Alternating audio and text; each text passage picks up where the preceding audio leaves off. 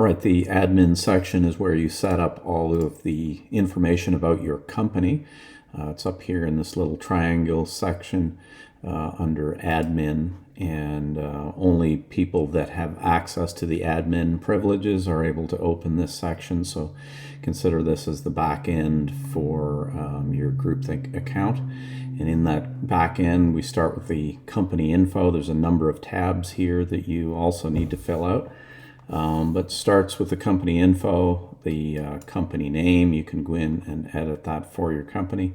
You set up a main contact and the main contact's email. It's usually the administrator that you set up for that. The company website, of course. It's also important to set up some base criteria for your company. If your company tends to work 7.5 hours a day or 8 hours per day, it's a required field to put this in. You may have some staff that work 7.5, others might work 8. Just pick the one that best represents your company. And it's also important to set up an average hourly rate. This goes into the calculations of projects. So when you set up a budget, it will use your average hourly rate to estimate how many hours or days are available on that project. So again, it might be something to set up as a nice round number, $100 or $150 as your average hourly rate for your company. You can also set up divisions. GroupThinq comes with a number of divisions. If there's some of them that you're not working with, say cartography, you can, of course, delete that and it comes off the list.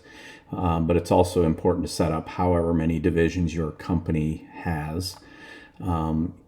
Again, you want to set up your client categories. GroupThinq comes with a number preset, but you can, of course, delete these or edit them. Or add new ones that best represent the client types that your company works with. You can upload a company logo. That logo shows up on your invoices and all of your reports, so important to set that up. And there's a new section that we've recently added for offices that have more than one location. So if you've got, say, an office in the United States and one in Canada, you can set up these different locations here. There's some presets that you want to set up for each of these locations. If you only have one location, that's fine. You just set it up for that one location. You can set up a lot of the default tax rates for your province or state, as well as fuel rate and currency. And make sure if you've got just one company that you check all of these buttons, and that way they will show up with availability on your invoices. You also have some default text that you can edit. Those show up as default terms on either purchase orders or on invoices. So important, you can edit these to best represent your company.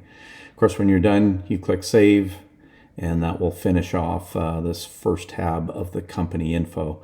In the next video, we'll move on to staff, and I'll show you how that works.